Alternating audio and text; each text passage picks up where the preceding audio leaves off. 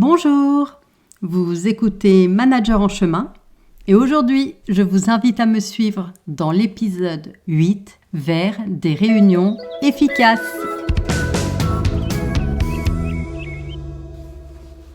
Bienvenue dans Manager en chemin. Je m'appelle Anne-Sophie et je suis manager depuis plus de 20 ans.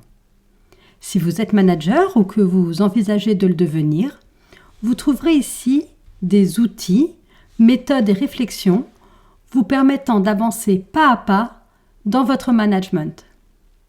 À chaque épisode, je vous accompagnerai dans votre rôle et vous encouragerai à prendre du recul afin de générer en vous des prises de conscience et des déclics.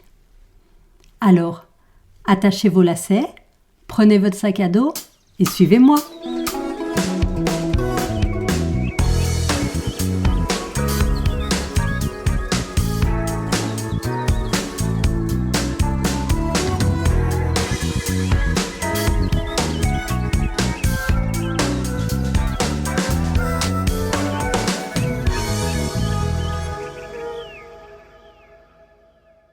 Bonjour, bonsoir.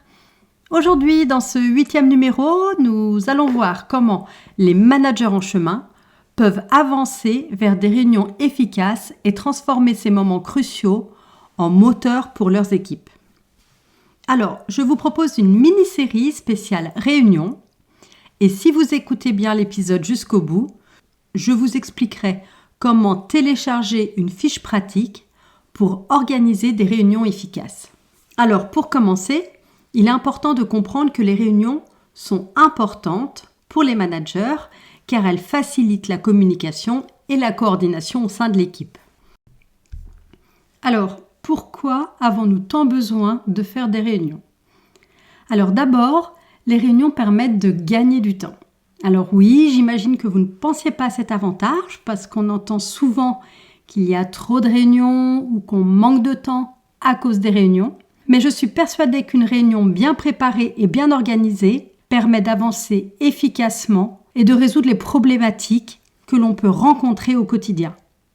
Aussi, comme je vous le disais, les réunions favorisent la communication et la collaboration. C'est cette communication et cette collaboration entre collaborateurs et participants qui crée du lien, mais qui crée aussi, par conséquent, un climat de travail positif. En général, les collègues sont de bonne volonté et les discordes ou les conflits sont souvent liés à un manque de communication ou de compréhension. Les réunions permettent à chacun de s'exprimer et de comprendre les objectifs et les enjeux de l'entreprise ou de l'administration. Au-delà de ces deux avantages, favorisant donc l'efficacité par le gain de temps et l'épanouissement professionnel par la communication et la collaboration, bien sûr, les réunions permettent de prendre des décisions et d'engager les participants à la réalisation d'actions qui permettent d'atteindre donc les objectifs fixés lors de la réunion. Alors, comment faire ? Comment faire pour organiser des réunions efficaces ou quels sont les éléments clés d'une réunion réussie ? Je vais vous proposer ici 12 étapes qui vont vous permettre d'avancer vers des réunions efficaces. La première étape est de connaître l'objectif de votre réunion. Définir l'objectif de votre réunion équivaut à avoir une destination claire. Il faut définir clairement votre objectif principal afin d'orienter les échanges lors de votre réunion. Il existe plusieurs types de réunions qui peuvent être classées en fonction de leurs objectifs. Alors, nous avons d'abord des réunions d'information, donc qui permettent de communiquer des informations. On peut également avoir des réunions de décision, donc ce sont des réunions typiquement prévues pour prendre des décisions collectives. Des réunions de brainstorming qui permettent de générer des nouvelles idées, mais aussi des réunions de projet qui ont pour but de suivre l'évolution d'un projet. Je ferai un numéro spécial sur les projets, donc je ne développerai pas les particularités de ces réunions aujourd'hui. La deuxième étape consiste à bien déterminer les acteurs de la réunion. Alors, ces acteurs, ou plutôt ces participants, seront comme vos compagnons de voyage. Chacun doit avoir un rôle spécifique dans la réussite de cette réunion. avant d'envoyer vos invitations, donc identifiez les personnes nécessaires à la réalisation de votre objectif. La troisième étape est la rédaction de l'ordre du jour. Alors, vous pouvez considérer que l'ordre du jour est comme la carte qui guide le parcours d'un randonneur. Donc, l'ordre du jour vous donne le chemin à suivre durant votre réunion et vous l'obtenez en élaborant une liste détaillée des sujets à aborder en réunion, mais surtout en vérifiant que tous ces points que vous souhaitez aborder en réunion sont bien en lien avec l'objectif fixé, donc au point 1, l'objectif initial de votre réunion. Donc la quatrième étape est liée à la durée de la réunion. Alors il est important de fixer une durée raisonnable pour maintenir l'engagement de tous vos participants, mais également une durée en adéquation avec votre ordre du jour.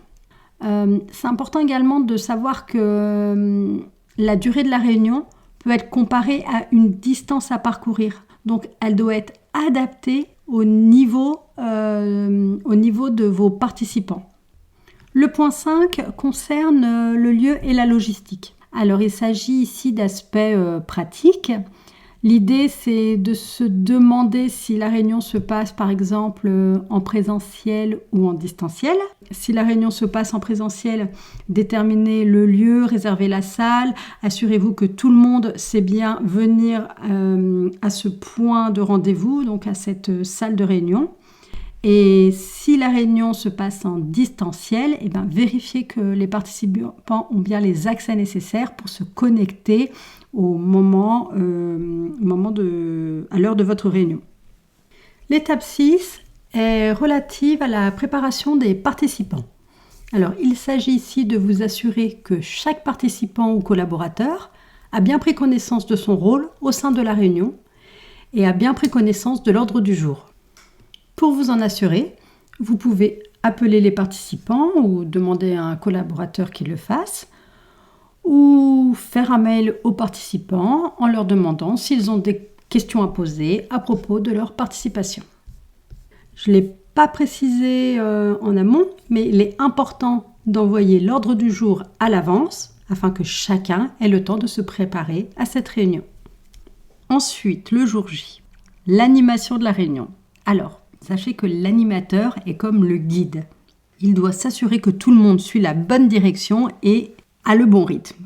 Donc, en tant qu'animateur, vous devrez guider les discussions, faire respecter l'ordre du jour et être vigilant sur le fait que chacun participe à cette réunion. Le 8e point est la gestion du temps. Alors, la gestion du temps peut correspondre à une certaine discipline auquel s'astreindre et il est important de respecter cette discipline, c'est-à-dire de respecter les horaires de départ et d'arrivée. Donc, vous allouez un temps spécifique pour cette réunion et il est important que ce temps soit respecté et qu'on évite les dérives. Donc, la 9e étape pour continuer d'une réunion efficace est la participation équilibrée. Vous avez désigné des participants, assurez-vous que chacun puisse participer et que chacun puisse avoir l'opportunité de s'exprimer. Et il faut s'assurer qu'il y ait un équilibre dans la prise de parole des uns et des autres. L'étape 10, quant à elle, porte sur les prises de décision actées en réunion. À la fin de votre réunion, vous devez rappeler les décisions qui ont été prises. Cela peut être une décision à propos d'un processus, mais ça peut également être une décision sur des actions à mener pour éclaircir votre objectif. Dans ce cas, une nouvelle date de réunion sera à prévoir et cette date peut être fixée en fin de réunion. Il est important de vous dire ici que chaque participant doit repartir avec une idée claire de la décision ou des actions à mener. Vous pouvez reformuler ou clarifier les décisions pour éviter tout malentendu. La 11e étape que l'on voit vraiment très rarement est l'évaluation de la réunion. Donc là, l'idée, c'est pas de vous faire évaluer en tant que manager par rapport à votre réunion, mais l'idée d'évaluer, c'est bien de prendre un temps pour recueillir les retours de chacun et identifier les opportunités d'amélioration. C'est en réfléchissant à la qualité du processus que vous pourrez vous améliorer pour la prochaine réunion.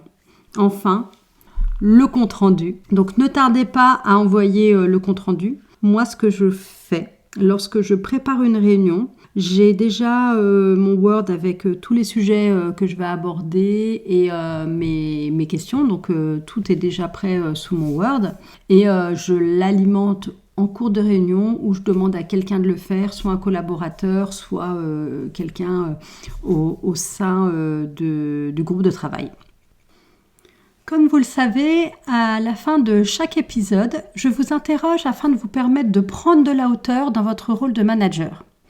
Donc aujourd'hui, je vous invite à vous demander pour chaque réunion, qu'est-ce que les participants doivent retenir en partant de la réunion. Vous aurez défini ici l'objectif principal de votre réunion. Pour terminer, voici les 3 idées à retenir pour mettre en place des réunions efficaces. Alors d'abord, vous devez définir un objectif clair pour votre réunion. Avant même d'organiser une réunion, demandez-vous quel sera l'objectif principal. Il s'agit ici de se demander est-ce que je veux informer les participants d'une nouvelle information ? Est-ce que je veux brainstormer et générer des idées nouvelles ? Est-ce que je veux prendre une décision collective ? Ou est-ce que je veux résoudre un problème ? Un objectif clair vous permettra de rester sur la bonne voie et d'éviter les digressions. Un objectif clair vous permettra aussi d'identifier les participants nécessaires à votre réunion. La deuxième idée à retenir est la préparation de la réunion. Si vous voulez que votre réunion soit efficace, il est important de bien la préparer. Alors bien la préparer, ça commence par fixer une date avec une heure qui convienne à tous les participants. Ça commence également par un lieu adéquat et accessible, par l'établissement d'un ordre du jour clair et concis, mais également par l'envoi à tous les participants d'éléments concernant leur propre participation. Et une bonne préparation vous permettra aussi de vous assurer que tous les participants sont au même niveau d'information. Enfin, la troisième idée à retenir, c'est qu'il est primordial d'animer votre réunion. Alors, en tant qu'organisateur, vous êtes également animateur. Ce rôle est primordial, crucial pour garantir le bon déroulement de votre réunion. Et pour ça, il vous faudra d'abord accueillir les participants, leur rappeler l'objectif de la réunion, veiller au respect de l'ordre du jour, veiller au respect du temps, encourager la participation, gérer éventuellement les conflits, résumer les points clés, reformuler. Une animation efficace permet de maintenir l'attention des participants, de stimuler la créativité, mais aussi d'obtenir des actions concrètes pour la suite. Je dédierai l'épisode 10 aux outils à utiliser dans le cadre d'animation de réunion. Donc je ne développe pas outre mesure aujourd'hui, mais sachez qu'il y aura un numéro spécial inclus dans cette mini-série spéciale réunion. Donc comme je le vous disais en début d'épisode, je vous propose une méthodologie pratique pour organiser vos réunions de façon efficace. Vous pouvez retrouver cette méthodologie en vous inscrivant à ma newsletter. Donc tout ça se passe sur mon site internet manager-chemin.com.